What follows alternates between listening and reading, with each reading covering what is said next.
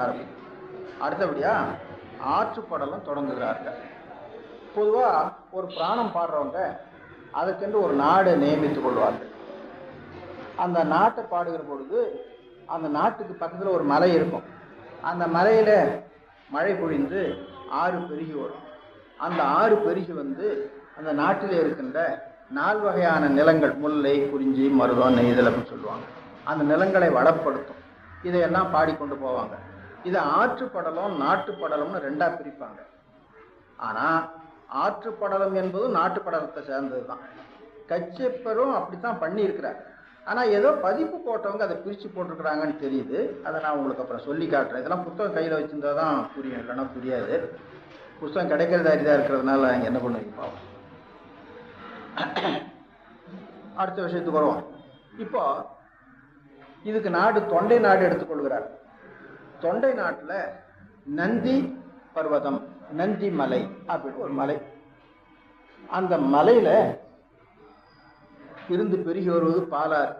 அது பழைய காலத்தில் காமதேனு தன்னுடைய பாலை பொழிந்தது என்றும் அங்கு சொல்லுவார்கள். ஆகையினால அந்த மலையையும் அதிலிருந்து பொழிந்து வருகின்ற மழை பொழிந்து வருகின்ற ஆற்றினையும் பாட எடுத்துக்கொள்கிறாருங்க. இதில் தான் இப்போ முதல் பாட்டு எப்படி போகுதுன்னு கேட்டால், தொண்டை நாட்டினின் மிக்கதோர் அணியலது விளம்புகிறேன். நான் என்ன சொல்லுவேன், தொண்டை நாட்டினுடைய அணியலை விளம்புகிறேன். ஆற்றுப்படலம் என்பது தனி ஒரு படலமாக இருந்தால் இந்த பாட்டு எப்படி இருக்கணும், பாலாற்றினுடைய சிறப்பை சொல்லுகிறேன் அல்லது நந்திமலையை சிறப்பை சொல்லுகிறேன் அப்படின்னு வந்திருக்கணும். அப்படி வரல, தொண்டை நாட்டினுடைய சிறப்பை சொல்லுகிறேன் அப்படின்னு எடுத்துக்கொண்டிருக்கிறார். எனவே இது நாட்டுப்படலம் இங்கிருந்து தொடங்குகிறது. பின்னால் அச்சு போட்டவங்க இதை ஏதோ பிரித்து ஆற்றுப்படலம்னு போட்டிருக்கிறாங்க அப்படிங்கிறது தெரியுது. இதில் ஒரு 39 பாட்டு இருக்குதுங்க. 39 பாட்டும் நான் உங்களுக்கு சொல்ல போகிறதில்ல. நாட்டுப்படலம் எப்படி தொடங்குதுன்னு கேட்டால், அவ்வியல் பெற்றிடும் ஆற்றல் மல்லர்கள், மருத நிலத்தில் உழவு தொழில் செய்கிறாங்களா அவங்கள பற்றி பாடி முடித்து அந்த மல்லர்கள் வாழுகின்ற நாடுன்னு பின்னால் கொண்டு வர்றார். மல்லர்கள் மெய்வளம் கொள்வதை வேண்டி இன்ன செய்திகள் நாடியை இணைய செய்வார். அந்த இடத்துல இன்னது சொல்ல போறேன்னு தொடங்கவே இல்லை. எனவே இதெல்லாம் என்ன வர்ணனை வரணும். பேர் வந்து நாட்டுப்படலம். நாட்டுப்படலத்தை தொடங்கி அவர் நாட்டுப்படலம் தான் சொல்ல விரும்புகிறேன்னு சொல்ற. இது எதுக்கு சொல்லணும்னு கேட்டால், கந்த புராணத்தை இலக்கியமாக படிக்கிறவங்க எப்படி அணுகணும். கந்த புராணத்தில் கதை படிக்கிற விஷயம் வேற. கந்த புராணத்தை ஒரு இலக்கியமாக படிக்கிற பொழுது அவங்க அதை கவனிக்கணும். ஆற்றுப்படலன்னு போட்டிருக்குது, நாட்டுப்படலன்னு போட்டிருக்குது. ஆற்றுப்படலுக்கு முதல் பாட்டு தொண்டை நாட்டு அணியலது விளம்புகிறேன்னு தொடங்குகிறாரே, அப்படி தொடங்கலாமா? நாட்டுப்படலத்தில் ஒன்றுமே இல்லையே, சும்மா அப்படியே மல்லர்கள் செயல் அப்படின்ட்டு போயிட்டே இருக்கிறாரு. தொடர்ச்சியாக இருக்கிற மாதிரி இருக்குது. இது மாதிரி சில இடங்கள் இருக்குங்க. சங்கரபிந்தராகரணம் கூட அப்படி தானுங்க, எல்லாம் சேர்ந்து ஒரே பாட்டுங்க. அதை நாம் அந்தந்த கொள்கையை தனித்தனியாக பிரித்து வச்சுட்டோம். உண்மையில் பார்த்தீங்கன்னா முதல்ல முடிஞ்ச கொள்கைக்கும் அடுத்த கொள்கைக்கும் தொடர்பு வர்ற மாதிரி தான் பாட்டு போயிட்டுருக்கும். அது அப்புறம் பார்த்துக்குவோம் அந்த மாதிரி விஷயம்லாம். இதை ஒன்று நினைவு வைத்துக் கொள்ளுங்க. அடுத்தபடியாக எல்லாரும் பாடுற வழக்கம் தானுங்க. மேகம் முதல்ல வெண்ணிறமாக இருந்தது, அது கடலில் போய் நீர் குடிச்சது, கருநிறமாச்சு, மலை மேலே வந்து நின்றுது, அங்கே குளிர்ச்சி அடைந்து மழை பொழிந்தது. அந்த மழை ஆறாக பெருகுகிறது. எப்படி பெருகும்? மலையிலே பொழிந்த மழை அருவியாக கீழே வரும், அங்கேருந்து ஆறாக ஓடும், அப்புறம் பல கால்வாய்களாக பரவும், அங்கங்கே குளங்கள் ஏரிகள் அவ்வளோ போய் நிறையும். எவ்வளோதான் இந்த விஷயம். இந்த விஷயத்தை தான் பாட போகிறாங்க. எப்படி பாடியிருக்கிறாங்கன்னு பார்க்கலாம். இதை ஒரு போர் தொழில் மாதிரி இது தொடங்கி காட்டியிருக்கிறார். பின்னால் வந்த சிவஞான முனிவர் காஞ்சிபுரம் நாட்டுப்படலத்தில் நல்ல போர் தொழிலாகவே உருவகம் பண்ணி பாடினார். இதனுடைய தாக்குதல் காஞ்சிபுராணத்தில் இருக்கும். இதுவும் காஞ்சி நகரம் தான், இதுவும் தொண்டை நாடு தான். இதனுடைய தாக்குதல் அங்கே இருக்கும். ஆனால் சிவஞான முனிவருக்கு இதனுடைய தாக்கம் பெருசு இல்லை, சேக்கிழாருடைய தாக்கம் தான் அவர். திருக்குறிப்பு தொண்ட நாயனார் புராணத்தில் தொண்டை நாட்டு வர்ணனையை ரொம்ப, அந்த புராணத்துக்கு சோழ நாடு நாடு அதை முன்னரே பாடிட்டார். தொண்டை நாட்டை பாடுறதுக்கு அவருக்கு வாய்ப்பே கிடைக்கல. அங்கங்கேயும் எல்லா நாட்டுக்கும் ஒவ்வொரு புராணத்துலேயும் அந்த நாயனார் எந்த நாட்டை சேர்ந்தவரோ அந்த நாட்டு வர்ணனை ஒரு பாட்டில் பாடுவார், அரை பாட்டில் பாடுவார், அந்த மாதிரி பண்ணுவார். ஆனால் திருக்குறிப்பு தொண்ட நாயனார் புராணம் தான் அவருக்கு ரொம்ப வசதியாக கிடைச்சது. அதனால அந்த புராண கதையை ரொம்ப குறைச்சலான பாட்டு, நாட்டு வர்ணனை தான் ரொம்ப அதிகமான பாட்டு. அந்த தாக்கம் தான் அவர்கிட்ட ரொம்ப அதிகமாக இருக்குது. அப்போது இலக்கியம் படிக்கிறவங்க ஒரு நூலை எடுத்துக்கொண்டா இந்த நூலுடைய காலம் எது, இவருக்கு முன்னால் இருந்த ஆசிரியர்கள் யாரு, அவர்கள் செய்த நூலுடைய சிறப்பு என்ன, அந்த நூலினுடைய தாக்கம் இதில் ஏதாவது இருக்குதா, இவர் யாரை பின்பற்றி கொண்டு போயிருக்கிறார், இப்படி பார்க்குவாங்க. தற்செயலாக இங்கே இருக்கிறவங்கள யாரும் தமிழ் இலக்கிய படித்தவங்களோ இலக்கியம் படிக்க விரும்புகிறவங்களோ இல்லை. இருந்தாலும் இந்த கந்தபுராணத்தை ஒரு காப்பியமாக இலக்கியமாக அணுக வேண்டும். இன்னும் வெளிப்படையாக சொன்னால் கம்பராமாயணத்துக்கு நிகரான காப்பியமாக நாம் இதை செய்ய வேண்டும். அப்படி இல்லைன்னு சொன்னால் இது அப்படியே ஒடுங்கி வெறும் பூசைக்கு மட்டும்தான் இருக்கும். இப்போ கொஞ்ச காலத்தில் சில பேர் படிச்சுட்டு இருக்கிறாங்க. இதுவும் படிக்க முடியாதவங்க எல்லாம் என்ன பண்ணுவாங்க, நீ எங்கள் அப்பா தான் படிச்சுட்டு இருந்தாங்க, கந்தபுராணத்தில் முருகப்பெருமானுக்கு பூசை பண்ணுறதா நினச்சிட்டு இந்த புத்தகத்தை பூசையில் வச்சுருவோம் அப்படின்னு சொல்லி வச்சுருவாங்க. அதுக்கு மேலே இந்த புத்தகத்துக்கு ஒன்றும் மதிப்பே வராதுங்க. ஆகினால இதை கொஞ்சம் வெளியில் விடணும்.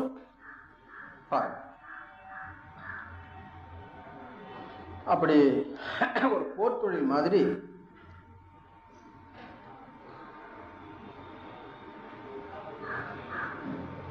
எட்டாவது பாட்டு போகலாம்.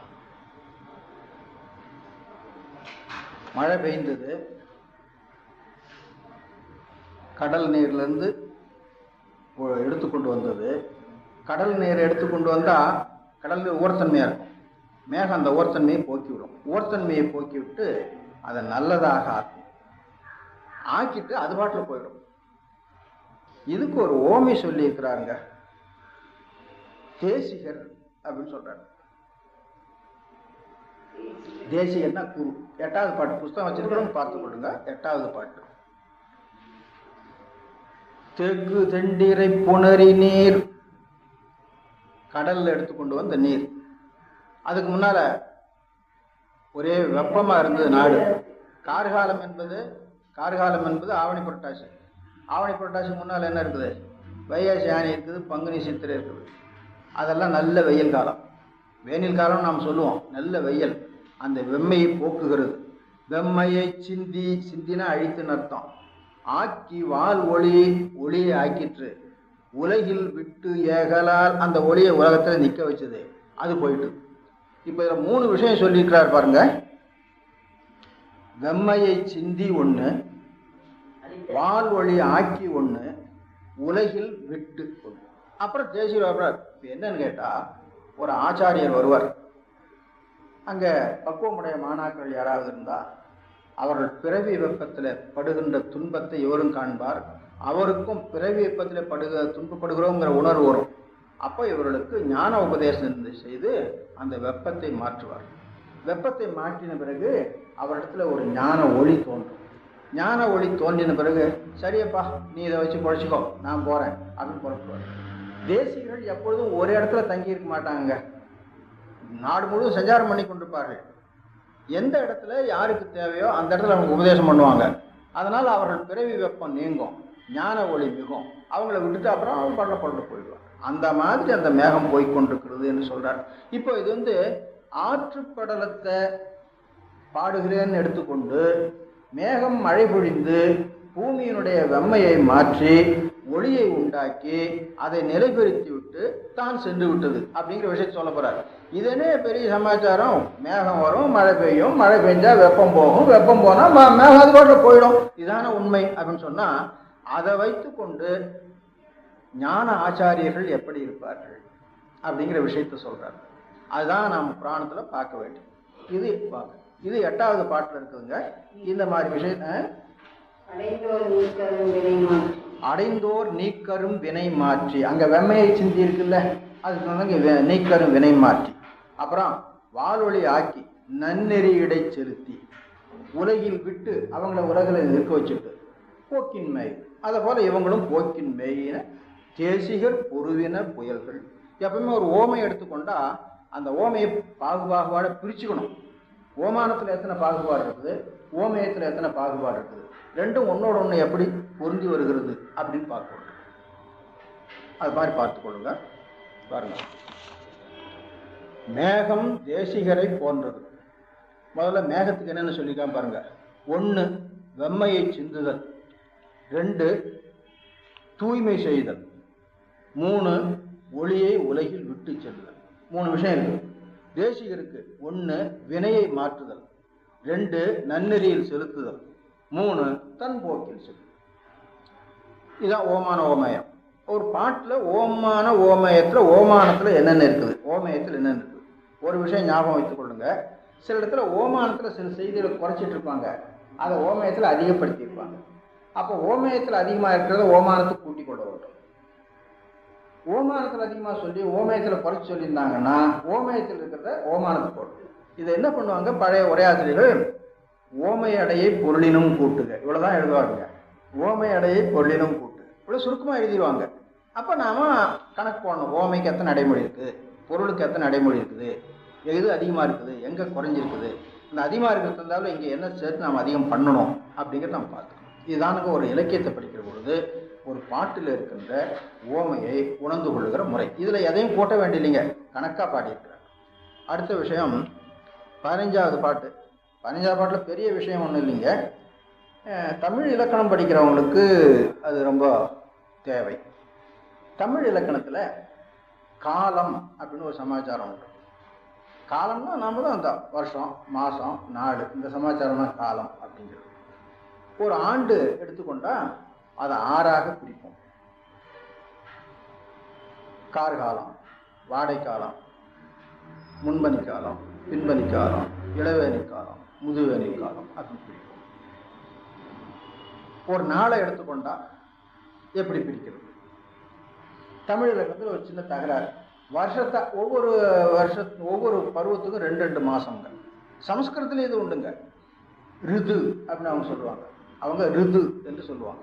அந்த சொல்லையும் நாம் எடுத்துக்கொண்டோம். நம்ம தமிழ் இலக்கியத்தில் அந்த சொல்லும் வழங்குகிறது. ஆனால் தமிழ் இலக்கியத்தில் பருவம் என்பது தான் காலம் அல்லது பருவம் அப்படின்னு சொல்லுவோம். இப்போ வருஷத்தை 6ஆக பிரிச்சதுனால நாளையும் 6ஆக பிரிக்கணும், இது ஒரு கொள்கை. நாளை 6ஆக பிரிக்க வேண்டிய 5ஆக பிரிச்சா போதும் அப்படின்னு ஒரு கொள்கை. இந்த கொள்கையில் கச்சியப்ப முனிவர், இந்த கச்சியப்ப சிவாச்சாரியார் என்ன கொள்கை உடையவராக இருக்கிறார் அது பார்க்கணும். கச்சியப்ப சிவாச்சாரியார் என்ன கொள்கை உடையவராக இருக்கிறார் அந்த ஒரு பாட்டை பாருங்க. 15ஆம் பாட்டில் இது இலக்கியம் படிக்கிறவங்களுக்கு தான் வேணும். அதுலேயும் குறிப்பாக இலக்கணம் படிக்கிறவங்களுக்கு, இலக்கணத்திலையும் அகப்பொருள் இலக்கணம் படிக்கிறவங்களுக்கு, அவங்களுக்கு தான் இது தேவை. பெரும்பொழுது சிறுபொழுது அப்படின்னு சொல்லுவாங்க.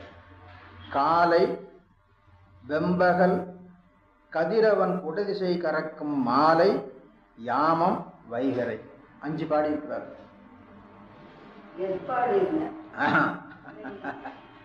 அதான் காலையில் அடங்கி போகுது. வைகரை விடியல் ரெண்டையும் ஒன்னா போட்டுறது.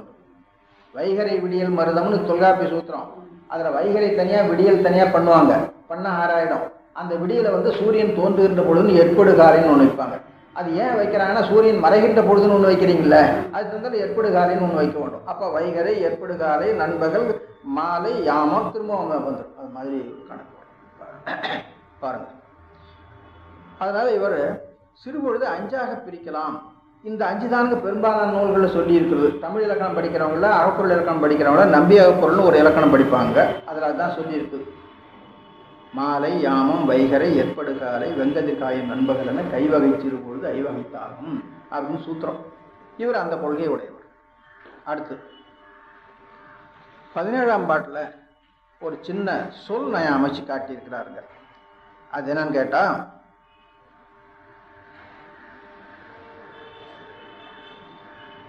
ஆறு பெருகி வருது, மத்தியில் பலாமரம் உள்ள தோட்டம் இருக்குது, கமுக மரம் உள்ள தோட்டம் இருக்குது, மருத மரம் உள்ள தோட்டம் இருக்குது. இது போல எத்தனையோ மரங்கள் இருக்கணும்.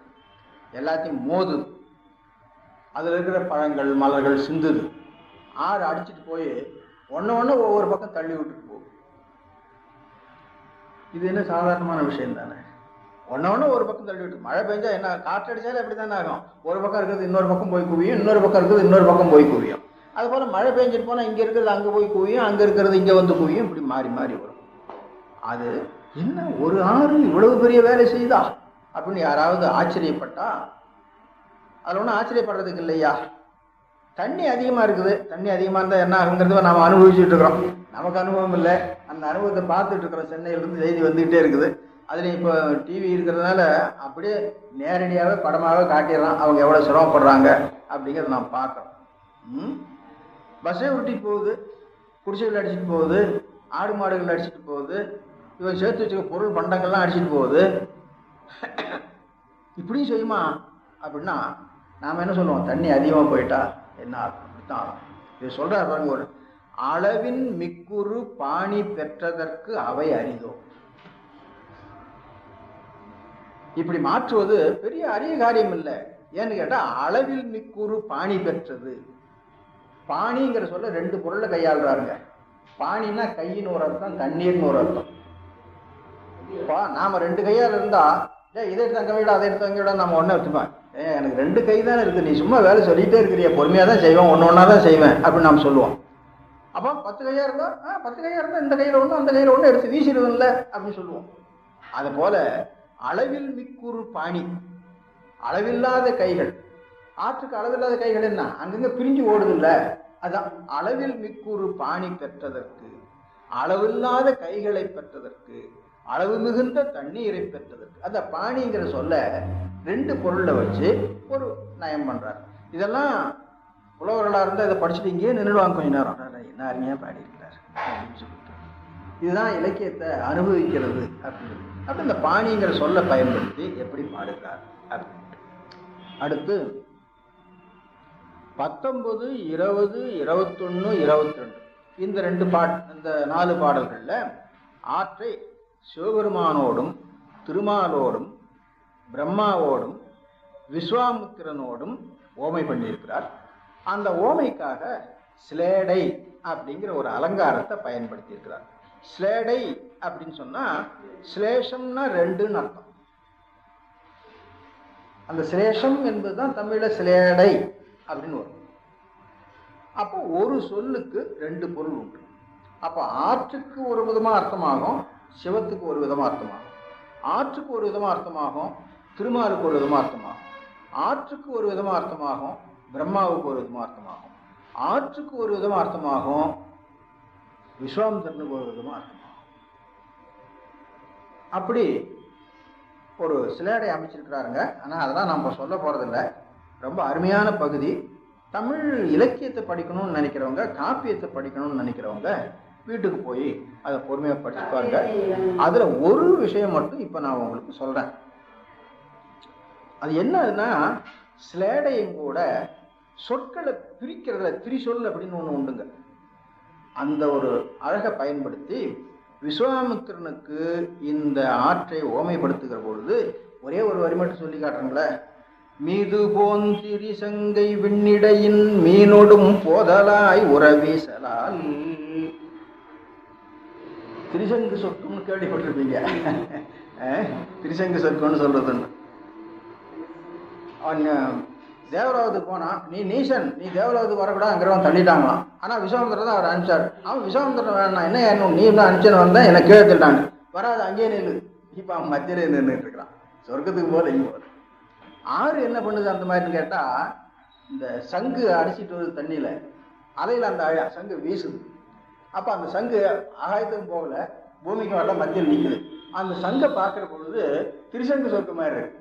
அப்போ மீது போன் திரிசங்கு, மீது போந்து இரிசங்கு. இந்த மீது போன் திரிசங்குங்கிறது எப்படி எப்படி பிரியுது பாருங்க. மீது போன் திரிசங்கு, மீது போந்து இரிசங்கு, அப்படி போந்திரிசங்கு அப்படிங்கிற சொல்ல அவ்வளோ அழகாக பயன்படுத்தியிருக்கிறார். இது 7 சொற்களை ஒன்றோடு சேர்ப்பதனால வருகின்ற இந்த இடத்துல தான் நீங்கள் பாட்டை பிரித்து போடக்கூடாது. ஸ்லேடை வந்தாலோ அல்லது திரிசொற்களை வச்சு பயன்படுத்தினாலோ அந்த இடத்துல எல்லாருக்கும் புரியறதுக்காக நான் பாட்டை பதம் பிரித்து போடுறேன்னு போட்டிங்களான்னா அவ்வளோதான், அந்த பொருள் நயம் கிடைக்காது. அந்த ஒரு பாட்டு மட்டும் சொல்லிட்டு நான் மேலே போகிறேன். இந்த இதிலெல்லாம் காலம் ஓட்டிகிட்டு இருந்தால் உங்களுக்கு வேண்டிய விஷயம் கிடைக்காது, எனக்கு என்னமோ சொல்லணும்னு ஆசை, அதனால சொன்னேன், வேற ஒன்றும் இல்லை.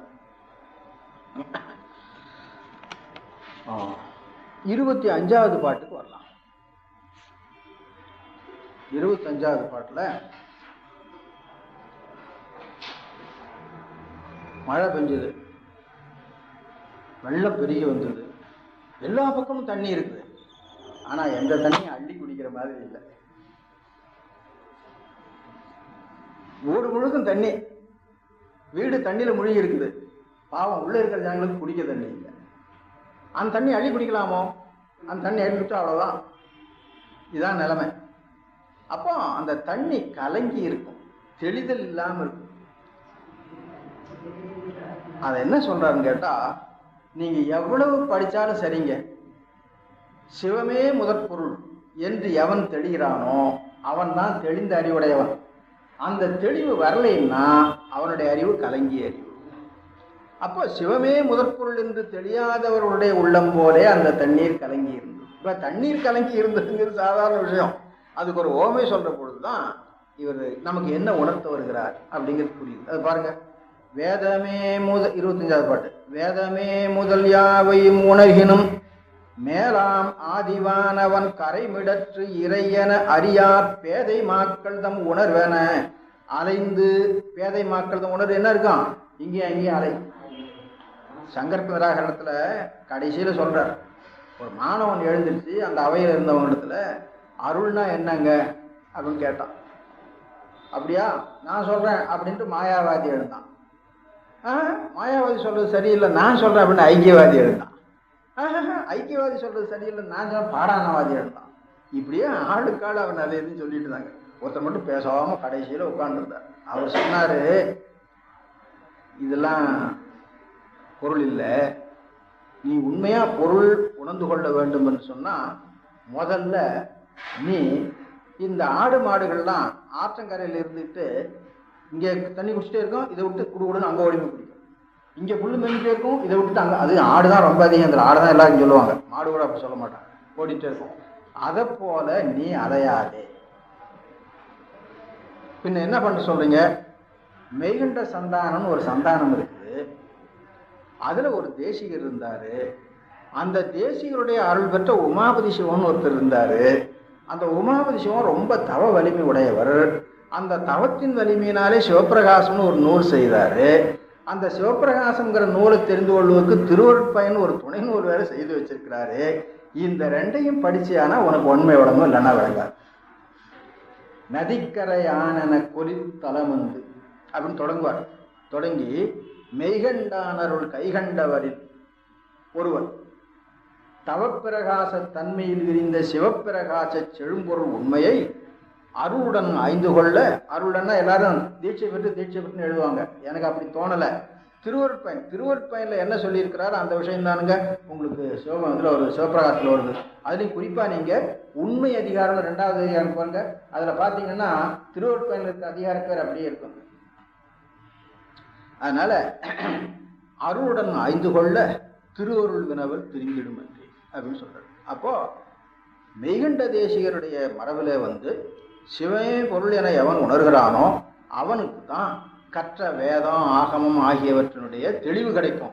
இல்லாவிட்டா அவன் கலங்கி நிற்பான், இங்கேயும் அங்கேயும் ஓடுவான் அப்படிங்கிற விஷயத்தை சொல்லியிருக்கிறாருங்க. இது ரொம்ப நமக்கு தெரிந்து கொள்ள வேண்டிய அருமையான விஷயம். அடுத்தாப்புல 27வது பாட்டு. இதுல என்ன விஷயம் இருக்குது அப்படின்னு கேட்டா, இவருக்கு சமய ஆச்சாரியர்களிடத்துல எவ்வளவு பெரிய ஈடுபாடு இருக்கிறது அப்படின்னு தெரியும்.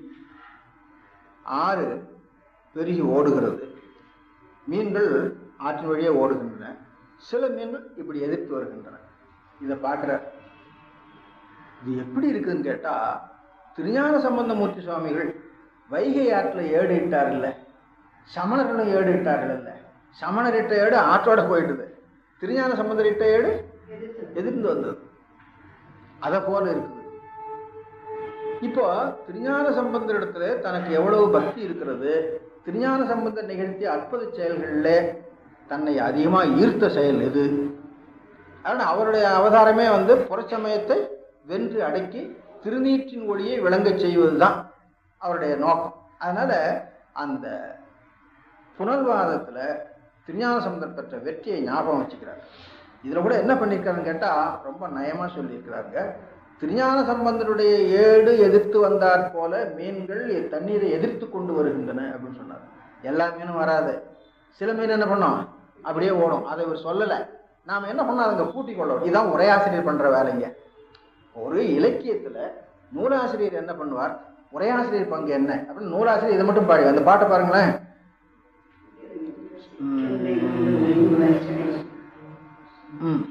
உதிருகின்ற சிற்றுண்டி கொண்டு ஒலி புனல் சடைமேல் மதுரை நாயகன் மண் சுமந்திட்டமா நதியின் திருவிளையார் போன கதை கொண்டு வந்து வச்சிட்டாருங்க.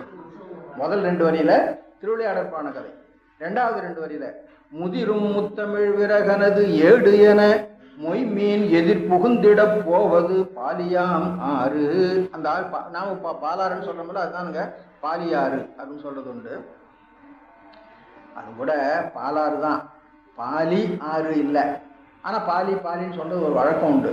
அந்த பாலியாறுங்கிறது எப்படி வந்து கேட்டால், பால் என்பது சொல்லு லகர ஈறு, யாரு என்பது யகரம் முதல். யகரம் முதல்ல வந்தால் ஒரு இகரம் ஒன்று வந்துடும். ஆமாம், தன்னுழிமை முன் எவ்வரின் இகரம் துண்ணும் அப்படிங்கிறது விதி.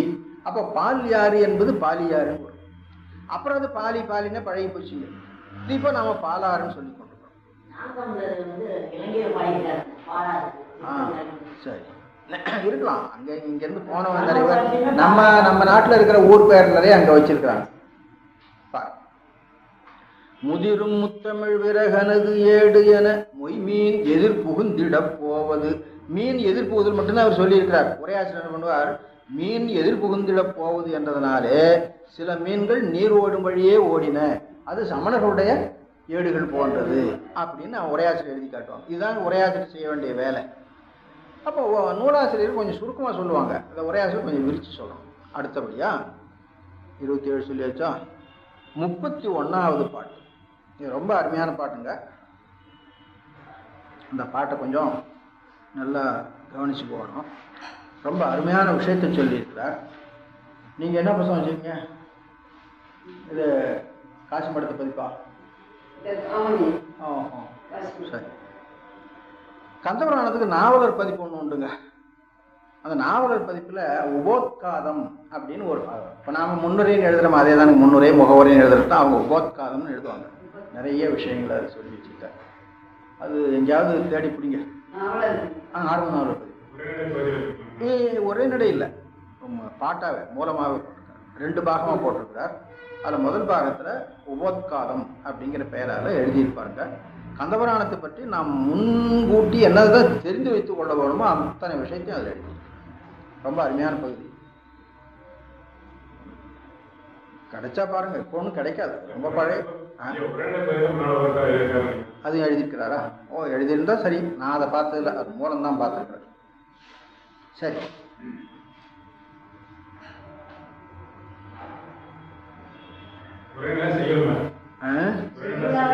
உரைநடையா உபோத்காதம் முன்னுரை உரைநடையா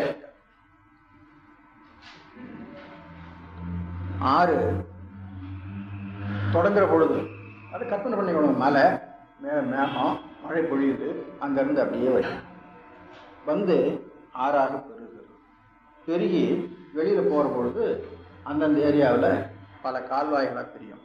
கால்வாய்களாக பிரிந்து போய் குளம், ஏரி, சின்ன சின்ன குட்டைகள் இந்த மாதிரி அங்கங்கே பிரிஞ்சு நிற்கும். இதுதான் விஷயம். இதை சொல்ல வர்றார் பாருங்க. பாரிடைனா உலகத்தில் இணைய பண்பின் படர்ந்திடு பாலி, இவ்வாறு படர்ந்து வருகின்ற பாலி என்னும் ஆறு. இவ்வாறு இருந்து மேலே வர்ணனை பண்ணார்ல, அந்த வர்ணனை எல்லாம் இணைய பண்பின் படர்ந்திடு பாலி, அந்தத்துனா கடைசியில ஆறுயிர் அனைத்தும் தத்தம் அருவினைக்கு அமைத்த நீரால் சேருரு கதிகள் என்ன, மரபினில் திறமே என்ன, தாருவின் கிளைகள் என்ன, தனித்தனி பிரிந்ததென்றே. புத்தகம் வச்சுருங்க, நீங்க பார்த்துங்க. இந்த பாட்டில் சொல்ற வந்த விஷயம் என்னன்னு கேட்டா, இந்த உலகத்துல இவ்வாறு படர்ந்து வருகின்ற பாலி என்னும் ஆறு அந்தத்து தனித்தனி பிரிந்ததென்றே.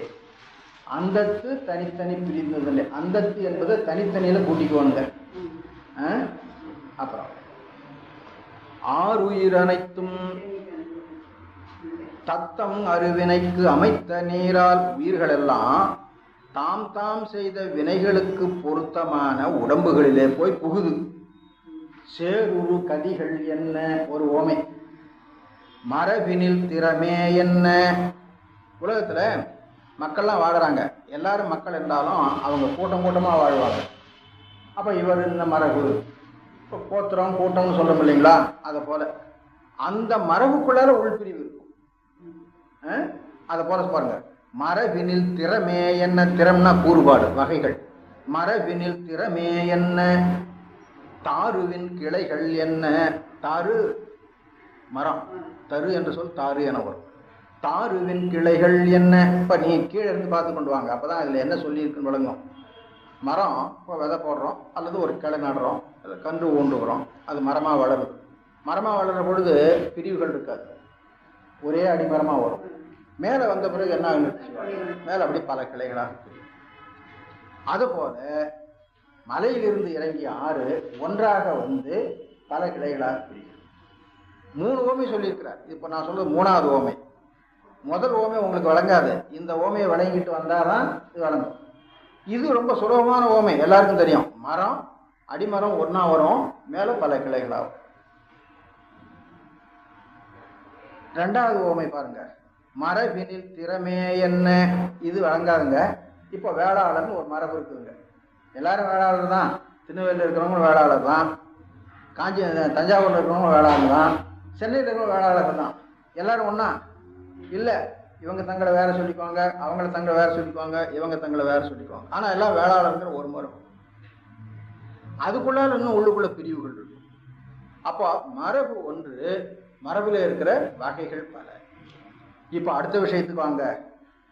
ஆறுயிர் அனைத்தும் தத்தம் அருவினைக்கு அமைத்த நீரால் சேருரு கதிகள் என்ன.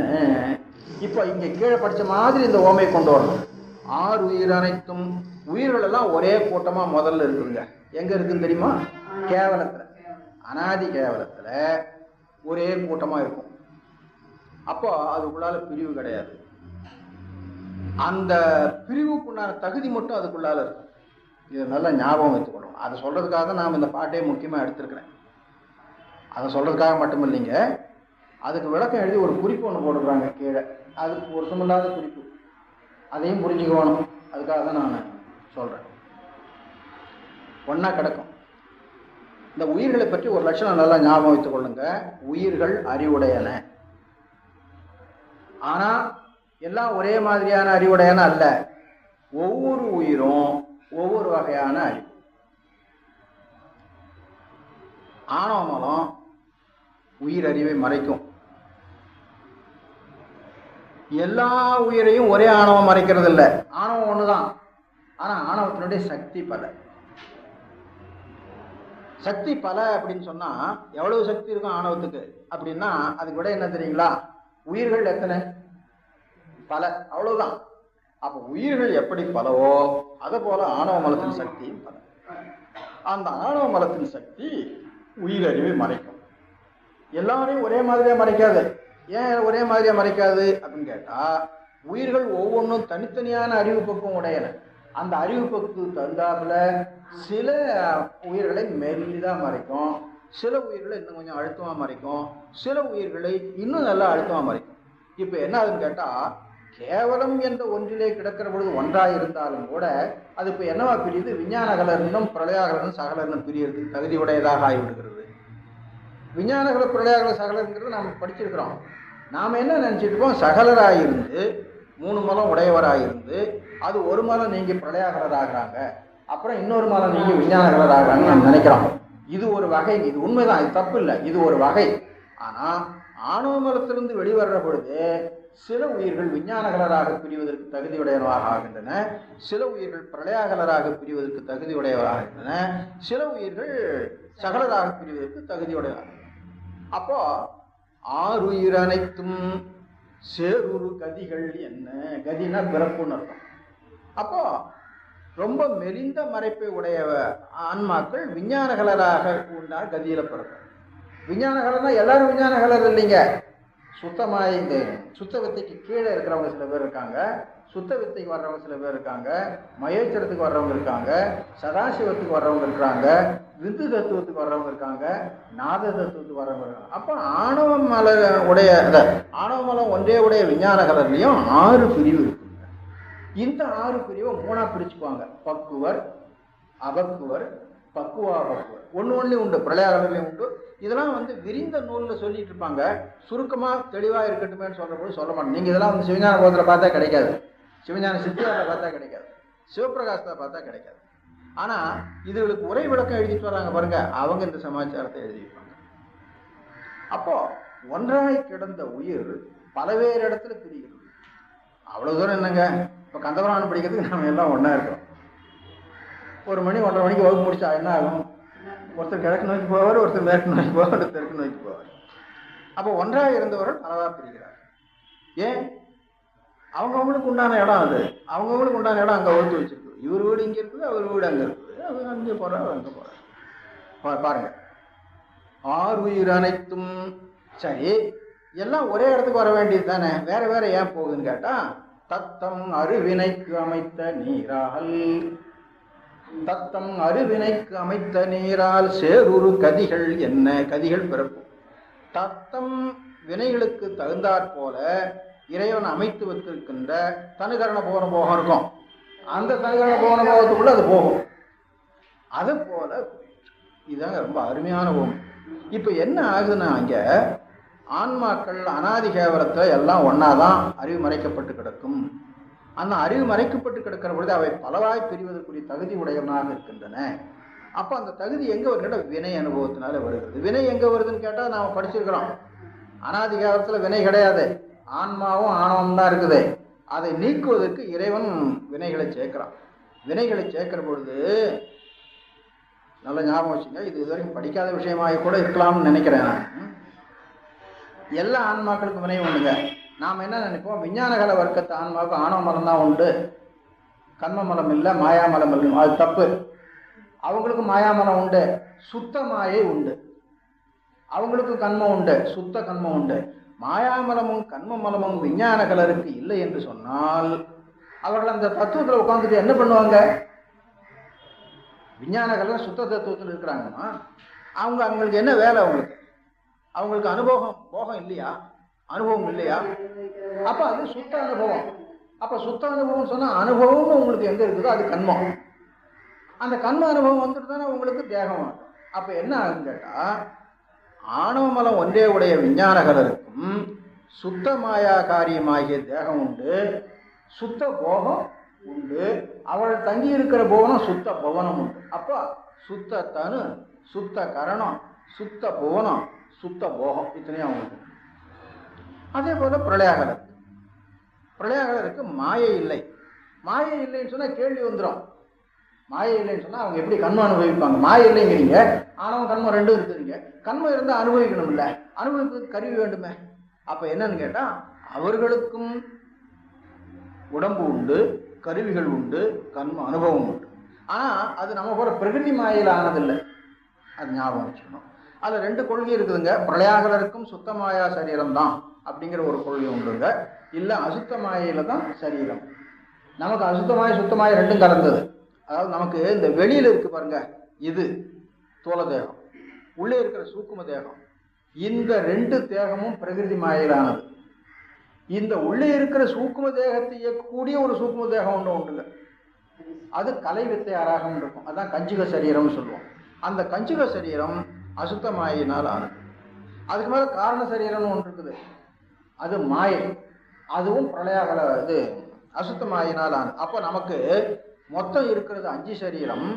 5 சரீரத்துல முதல்ல கிடைக்கக்கூடிய காரண சரீரம் அசுத்த மாயை, 2வது கிடைக்கக்கூடிய கஞ்சுக சரீரம் அசுத்த மாயை, 3வது கிடைக்கக்கூடிய குணசரீரம் பிரகிருதி மாயை, 4வதா கிடைக்கக்கூடிய அந்த கரணங்கள் தன்மாத்திரைகள் சேர்ந்த சூக்கும சரீரம் பிரகிருதி மாயை, 5வதா கிடைக்கக்கூடிய தோல சரீரம் பிரகிருதி மாயை. இப்படி பிரியுதுங்க. அப்புறம் இந்த சகலத்துக்கு வந்துட்ட பிறகு கூட அவங்க 2 பேரும் நமக்கு மேல இருக்கிறவங்க அவங்க என்ன பண்ணாங்க நமக்கு தெரியாத விட்டுருங்க. நாம சகல வர்க்கத்தில் இருக்கிறோம். நாம் அனுபவிக்க வேண்டிய கண்மங்கள் நிறைய இருக்கின்றன. அதுக்கு தகுந்தாப்புல இவர் இன்னும் ஊர்ல பிறக்க வைக்கணும், இவர் இன்னும் ஊர்ல வாழ வைக்கணும், அவன் கணக்கு போட்டு வச்சிருப்பான். நான் எங்கேயே பிறந்து இப்போ எங்கேயே வந்து என்ன பண்ணிட்டு இருக்கிறேன்ல, நான் வந்து படிப்பேன்னு நினைக்கல, எங்க அப்பாவும் நினைக்கிறேன். ஏதாவது நாம் தண்ணீரும் நம்ம பையனுக்கும் தறி கற்றுக் கொடுத்தா அம்மாவில் நெய்துட்டு இருப்பான் அப்படின்னு சொல்லி அப்படிதான் நெய்துட்டு தான் இருந்தேன் நான். அதான் உண்மை. அப்புறம் எங்கேயோ ஒரு காற்று அடிச்சுட்டு போச்சு, இந்த மயிலுக்கு கொண்டு போய் சேர்த்துது. அப்புறம் அங்கேருந்து இன்னொரு காற்று அடிச்சுட்டு வந்து இது பேரூரில் கொண்டு வந்து சேர்த்துது. அங்கேருந்து ஒரு காற்று அடிச்சு வந்து இப்போ ஈரோட்டில் கொண்டு வந்து சேர்த்துது. இப்படியே போயிட்டே இருக்குது குழப்பம். இது இப்படி நினைக்கிறது இல்லை. அப்போ நமக்கு என்ன, கண்ம அனுபவம் இப்படி தான் வச்சிருக்கிறான். இவனுக்கு நெசவு தொழில் இல்லை. நெசவு தொழிலாம் 1 வருஷம் 1.5 வருஷத்துக்குள்ள இவனுக்கு முடிஞ்சிடும். என் அப்பா சொல்லுவார், யாராவது நமக்கு எப்போ காலம் வருமோ தெரில அப்படின்னா, இன்னும் உன் பஞ்சு நிறைய இருக்குது, அது முடிஞ்ச பிறகுதான் காலம். பஞ்சுன்னா என்ன? அது பஞ்சில் செய்யப்பட்ட நூல். அந்த நூலை எடுத்து கரு நெய்து ஆடையாக்கி கொடுக்கணும். எவ்வளவு நூலை ஆடையாக்குவணும்னு இவனுக்கு எழுதி வச்சிருக்குதோ அவ்வளவு நூலையும் ஆடையாக்குற வரலும் இவன் இந்த உடம்புல இருப்பான். அது முடியுதானா ஆள் போயிடும். அந்த மாதிரி ஒரு கணக்கு சொல்லுவார். அந்த மாதிரி எனக்குன்னு வகுத்து வச்ச நூல் ரொம்ப கம்மியாக இருந்தது. அது ஒரு 1.5 வருஷத்துல முடிச்சிட்டேன். அதன் பிறகு இந்த நூலை பிடிச்சிக்கிட்டோம், இங்கே கொண்டு வந்து சேர்த்துட்டான். இப்படித்தாங்க உயிர் போய் கொண்டிருக்கிறது. அதை சொல்றாருங்க. தொடக்கத்தில் ஒன்றாயிருந்து பிறகு அவையவை ஏற்றுக்கொண்ட வினையின் காரணமாக, அப்புறம் இந்த வினையை பற்றி காரண கர்மம் காரிய கர்மங்கிறத நாம் அப்பப்போ பேசி சலிச்சு போயிருக்கிறோம். அதனால அது இப்போ வேண்டாம். இந்த கர்ம வேறுபாடு எங்கே வருதுன்னு கேட்டால், சகல வர்க்கத்து ஆன்மாக்களை பொறுத்த வரையிலும் பிரகிருதி மாயையிலிருந்து மனம் என்ற அந்த கரணம் எப்போ கிடைக்குதோ அப்போதான் கர்ம வேறுபாடு வருது. அது வரைக்கும் கர்ம வேறுபாடு கிடையாது. அது தனியாக பேசுவோம், இப்போதைக்கு வேண்டாம். அப்போ என்னப்பா, 6 மலையில மேகம் பொழிந்த நீர் வந்து ஆறாக பெருகி முதல்ல ஒரே ஆறாக ஓடிச்சு, அப்புறம் அங்கங்கே கால்வாயாக பிரிஞ்சுது, அங்கங்கே குளம் ஏரி குட்டை இப்படி நடந்தது. இதுதான் சொல்றாரு. இதுக்கு ஓமை சொல்ற பொழுது 3 ஓமை சொல்லி வச்சிருக்கிறார். ஒரு ஓமை தத்துவ ஞானத்தை பற்றிய ஓமை, இன்னொரு ஓமை சமுதாயத்தை பற்றிய ஓமை, இன்னொரு ஓமை சாதாரணமா மரஞ்செடி கொடிகளை பற்றிய ஓமை. இப்படி ஒரு விஷயத்துக்கு 3 ஓமை கொடுத்துருக்கிறார். அதே 3 ஓமை கொடுக்கணும். 3க்கு என்ன வித்தியாசம்? இதுதானுங்க. இப்போ நம்ம கச்சியப்ப சிவாச்சாரியாருடைய கவிச்சொல் நாளைக்கு கந்தபுராண விழா நடத்தணும்னு வச்சுங்க. பேசுகிற பொழுது ஒரு நண்பர்கிட்ட கச்சியப்ப சிவாச்சாரியுடைய கவிச்சுவையை பற்றி பேசுங்க அப்படின்னா, அத்தனை 1000 பாட்டிலையும் இருந்து எடுத்து பேசணுங்கிற விஷயம் இல்லை. ஒரு சும்மா அவருக்கு ஒன்று ஒரு 1/2 மணி நேரம், ஒன்று ஒரு 3/4 மணி நேரம் கொடுப்போம். எத்தனை இடம் பேசுவார் அவர்? ஒரு 4 இடம் 5 இடம் பேசுவார். ஒரு இடத்த விளக்குறதுக்கு ஒரு 10 நிமிஷம் தேவைப்படாதா? ஒரு 4 இடத்த விடனா 40 நிமிஷம் போயிடும். அந்த மாதிரி பேசுகிறவங்க இதை எடுக்கணும். இப்போ இது இப்போ கந்த சஷ்டி விரதம் இருக்கிறவங்களுக்கு இது தேவையும் இல்லை, அவங்க இதை படிக்கவும் மாட்டாங்க. ஆனால் கந்த சஷ்டியோடு போயிடக்கூடாது கந்த புராணம் அப்படிங்கிறது தான் நம்ம நோக்கம்.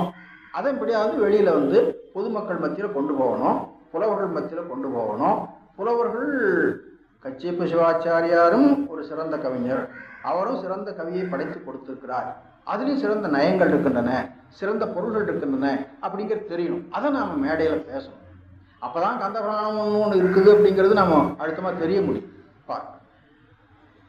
சரி, 6 உயிர் அனைத்தும் தத்தம் அறிவினைக்கு அமைத்த நீரால் சேருரு கதிகள் என்ன என்ன ஓமொருவர் ஒரு ஓமை. மரபினில் திறமே என்ன 2வது ஓமை. மரபு திறம்னா என்னன்னு புரிஞ்சுங்க. தாருவின் கிளைகள் என்ன, தனித்தனி அந்த தனித்தனிங்கிற சொல்ல ஞாபகம் வச்சுங்க. தனித்தனி முதல்ல ஒன்னா இருந்தது, அப்புறம் தனித்தனியா போச்சு.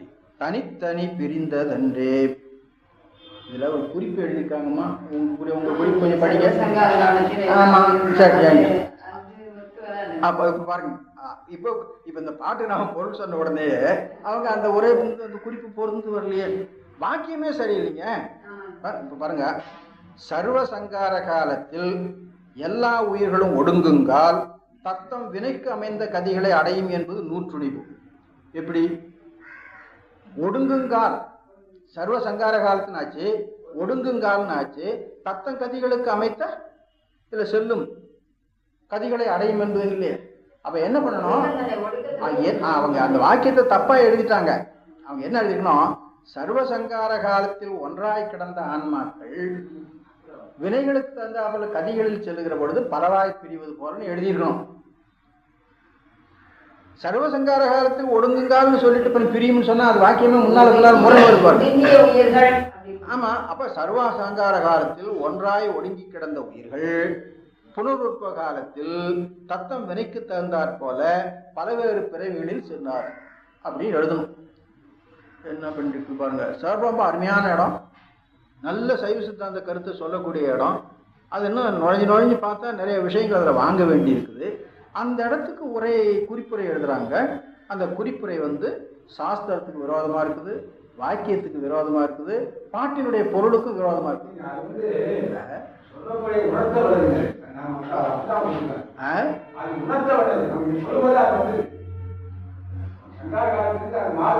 ஆமா,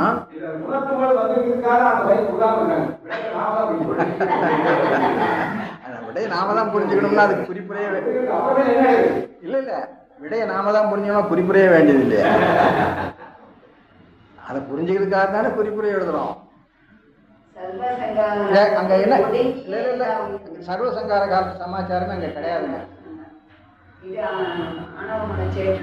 இல்லைங்க, இந்த அந்தத்துங்கிற சொல்ல ஆறுயிர போட்டக்கூடாது. அதுதான் நான் முதல்ல உங்களுக்கு பொருள் சொல்றேன். அந்தத்து தனித்தனி பிரிந்தது. அந்தத்துனா கடைசியில அர்த்தம். கடைசியில என்ன அர்த்தம்? தொடங்குற இடத்துல ஒன்னா இருந்தது, கடைசி இடத்துல பிரிஞ்சு போச்சு. இதுதான். அப்ப அந்தத்து என்பதை ஒரு பாட்டுல அர்த்தம் பண்ற பொழுது எந்த சொல் எந்த சொல்லோட ஏயும் அப்படின்னு பார்த்து ஏய்க்கணும். அந்தத்து தனித்தனி பிரிந்தது. அதுதான் ஓமை சொல்றாரு. அந்த முதல்ல ஒன்னா இருந்தது அப்படிங்கிறது கீழே, அதுக்குதான் உங்களுக்கு முதல் ஓமை முதல்ல சொல்ல. கீழே இருக்கிறது சுலபமா விளங்கும். அடிமரம் ஒன்னா இருக்கும், மேல கிளைகள் பலவா போகும். மரபு ஒன்னா இருக்கும், அதுக்குள்ள வகைகள் பலவா இருக்கும். உட்பிரிவுன்னு சொல்றாங்கல்ல, ஒரே இனமா இருந்தாலும் கூட அது உட்பிரிவு வேற வேற இருக்குன்னு சொல்றோம்ல, அது போல. அதே போலதானுங்க தொடக்கத்துல ஒன்னா கடந்த உயிர்கள். எங்க? கேவலத்துல. கேவலம் என்பது அனாதி கேவலம் வச்சுக்கலாம், சர்வசங்கார காலத்துல எல்லாம் ஒன்னானதுன்னு வச்சுக்கலாம். இப்ப சர்வசங்கார காலத்துல எல்லா உயிர்களும் ஒடுங்குங்கால் கதிகளை அடையும். ஒடுங்குங்கால் என்பது நீங்க எங்க கொண்டு முடிப்பீங்க? கதிகளை அடையும். அப்ப ஒடுங்குங்கால் என்பதை சர்வசங்கார காலத்தில் ஒடுங்கி ஒன்றாய் கிடந்த உயிர்கள் புனருற்படுங்கால் அப்படி வரணும். அந்த விளக்கம் எழுதாம விட்டாங்களா? அந்த விளக்கம் எழுதாம விட்டாங்களா?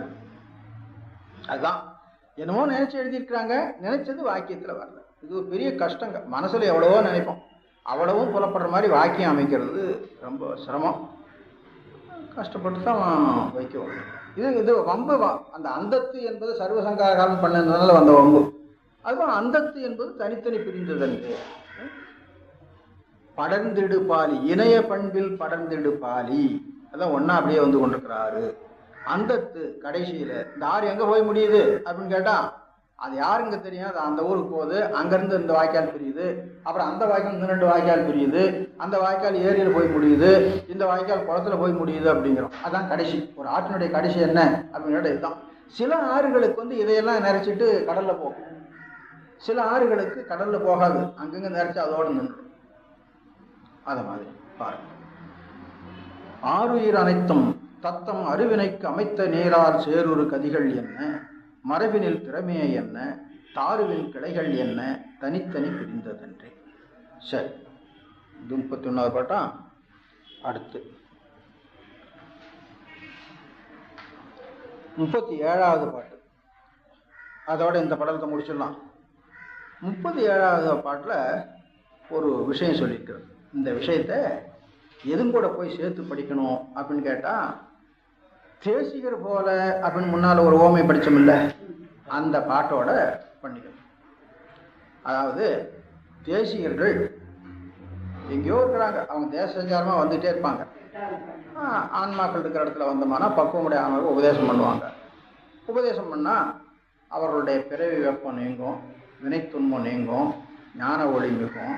சரி, நீங்க இப்படியே பயிற்சி பண்ணிக்கிட்டு இருங்க, இப்படியே அபியாசம் பண்ணி கொண்டுருங்க அப்படின்னு சொல்லிட்டு விட்டுட்டு போயிடுவாங்க. அது போல மேகம் போச்சு. இப்போ ஒரு ஞானாசிரியர் வருகிறார். அவர் ஒரு 4 பேர் கூப்பிட்டு உங்களுக்கு ஞான உபதேசம் பண்றேன், ஞான சாஸ்திரம் சொல்லி கொடுக்குறேன் அப்படின்னு சொல்லுவார். எல்லாரும் தான் உட்காந்து கேட்பாங்க. சில பேர் என்ன பண்ணுவாங்க, இந்த உபதேச ஞானத்தை பற்றி கொண்டு அந்த வழியில் நடப்பாங்க. சில பேர் என்ன பண்ணுவாங்க, பழையபடிக்கும் என்ன பண்ணிட்டு இருந்தாங்களோ அங்கேயே போயிடும். இது இயற்கை. அதுக்காக அவங்கள ஒவ்வொருத்தரை பார்த்து நீ வராதான்னு சொல்ல முடியாது. எல்லாரும் தான் வந்து உட்காந்துருப்பாங்க. பயன்படுபவர்கள் சில பேர் தான்.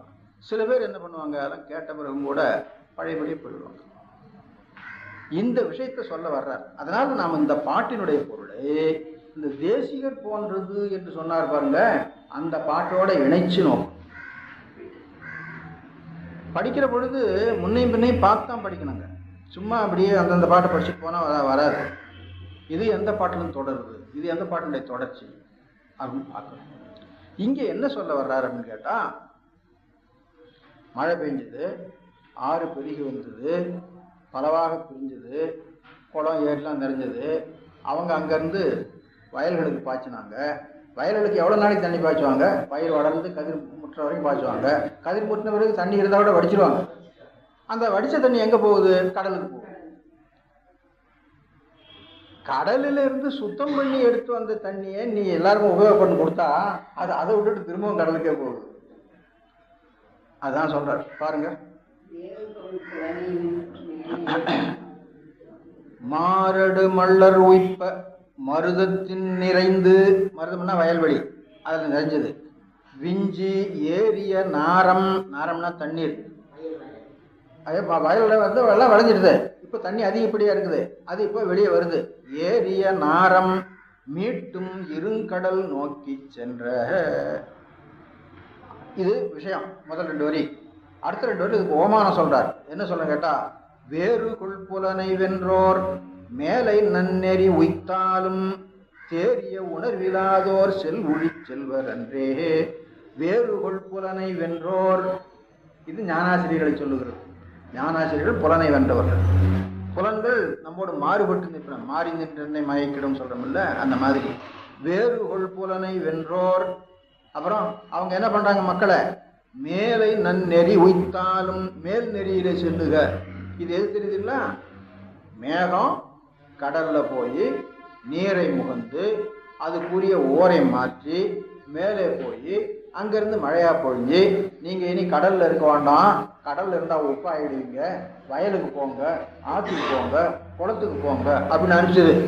ஆனா கடைசியில் என்னாச்சுன்னு கேட்டா, நீ என்ன சொன்னாலும் நாங்க பழையபடியும் அந்த கடலுக்கு தான் போவோம் அப்படின்னு போகுதான். அது சொல்றார். வேறு கொள்புலனை வென்றோர் மேலை நன்னெறி உய்த்தாலும் தேறிய உணர்விலாதோர் செல்வொழி செல்வர் என்றே.